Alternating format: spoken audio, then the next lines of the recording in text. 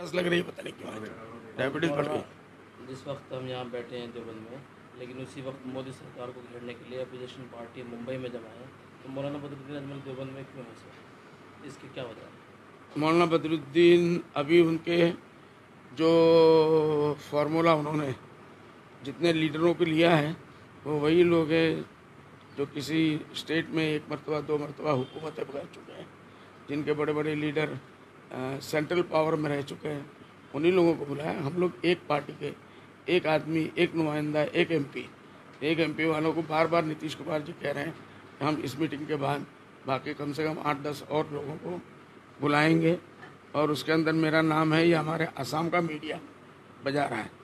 हमने भी उनके ऊपर छोड़ दिया कि जो आपकी तरतीब होगी आप तरतीब से काम करें। क्या हमें आप इंडिया में शामिल होने के लिए तैयार है? हमने इंडिया में शामिल होने के लिए अपनी तरफ से प्रेस कॉन्फ्रेंस करके हमारे ऑल इंडिया जनरल सेक्रेटरी साहब ने ऐलान कर दिया है कि हमको वो बुलाएं न बुलाएं, लेकिन हमारी तरफ से इंडिया पार्टी को सपोर्ट है, हम उनके साथ भी हैं। यानी कि मिलकर चुनाव लड़ेंगे 2024 में इंशाअल्लाह। लेकिन असम में कांग्रेस के लीडरान कई तरह के सवाल उठाते हैं मौलाना बदरुद्दीन अजमल पर। हाल ही में एक बयान आया कि मौलाना बदरुद्दीन अजमल मुख्यमंत्री से मिले हुए, तो इस तरह के सवाल क्यों उठाते हैं कांग्रेस वाले? क्या वो आपको साथ में देना चाहते हैं?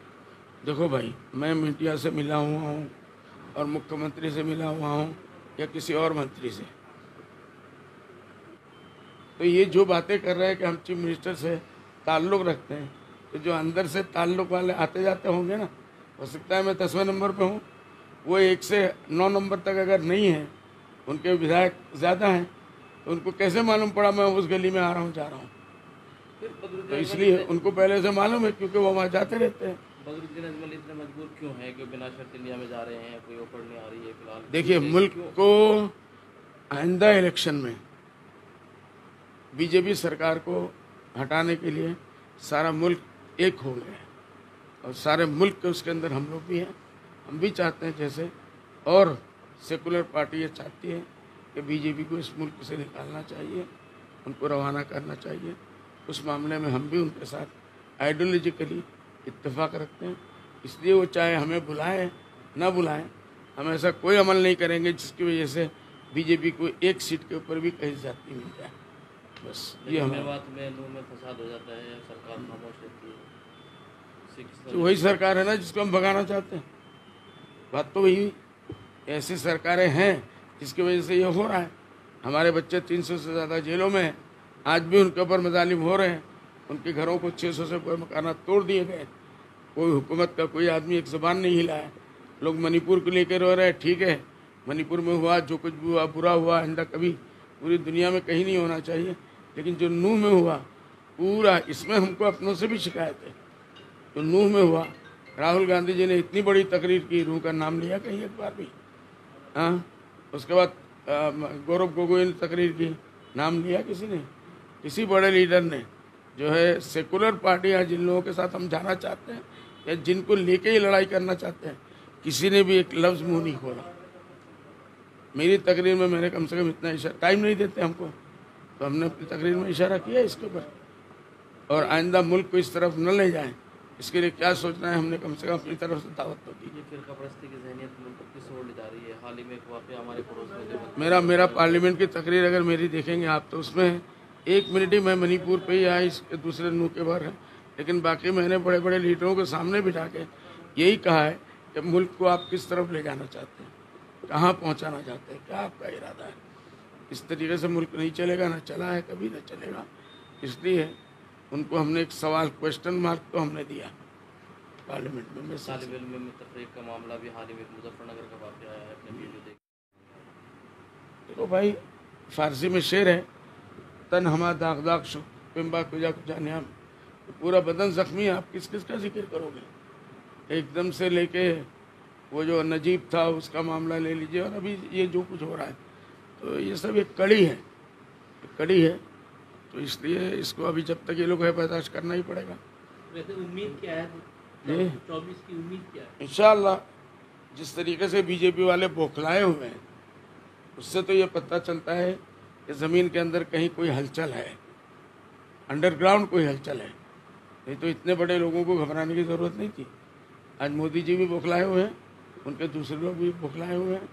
आप लोगों की तैयारी क्या है? जी तैयारी क्या है आप लोगों की? देखिए, जो इंडिया पार्टी की जो तैयारी है वो हमारी तैयारी है। हम अभी तक अंदर नहीं पहुंचे। मुझे पूरी उम्मीद है कि कल के बाद एक लिस्ट नहीं तैयार होगी 8-10 आदमी की, जो नीतीश कुमार बार बार कह रहे हैं, उसके अंदर हमारा भी नाम होगा और हम भी उन मीटिंगों में ज़रूर पहुंचेंगे। इससे पहले दूसरे गठबंधन में यूपीए में हम थे, 18-19 साल थे, इसलिए जो भी होगा उस वक्त वो बात होगी, करेंगे इंशाल्लाह। इंडिया की क़यादत राहुल गांधी करेंगे? ये नहीं मालूम है, किसी को नहीं मालूम। वैसे खड़गे जी का नाम अध्यक्ष के लिए आ रहा है। नीतीश कुमार ने मना कर दिया कल कि मैं इस दौड़ में नहीं हूँ, मैं ये नहीं चाहता। खड़गे जी एक मैच्योर पॉलिटिशियन है, तो मैं नहीं समझता उसके अंदर कोई बुराई है। और इस मरतबा हर आदमी, हर पॉलिटिशियन जो इंडिया अलायंस के साथ है, वो कुर्बानी के जज्बे से आगे बढ़ रहा है। अभी तक प्राइम मिनिस्टर वगैरह इस किस्म की कोई चीज़ नहीं आई। जब तक ये बाकी रहेगा तो इतिहाद बाकी रहेगा। देखो भाई, जब मुल्क का मिजाज बदलेगा तो उत्तर प्रदेश का भी मिजाज बदल जाएगा। एक मुल्क में रहते हुए अब यहाँ पूरा मौसम सर्दी का आ गया, तो यूपी में बैठे हुए लोग ये नहीं कह सकते कि हमारे तो वही गर्मी का मौसम चल रहा है, लूएँ चल रही है। ऐसा नहीं होगा, वहाँ भी सर्दी आएगी। तो जैसे आब हवा बदलेगा ऊपर से, तो नीचे भी आब हवा खुद ही बदलेगा। चालू है, यूपी में चालू है, इसी सरकारी पैसों से। उसके ऊपर अपना वो माइलेज लेने के लिए उसने कह दिया मदरसे भी चल रहे हैं, हमारे कौमी मदरसे चल रहे हैं। जी हाँ, अल्हम्दुलिल्लाह। अच्छा, जो हमारे आज़ाद और खुद मुख्तार, बिल्कुल वो मदारिस चल रहे हैं और तरक्की कर रहे हैं। और मैं समझता हूँ गए मरतबा जितने दाखिले लिए होंगे, इस साल रमज़ान के जो दाखिले हुए अच्छे हुए, उससे ज़्यादा हुए। सरकार में जो मदरसे, सरकारी मदरसों में जाते थे बच्चे, उनमें से बहुत बड़ी तादाद हमारे कौमी मदरसों में आकर दाखिला ले चुकी है ऑलरेडी।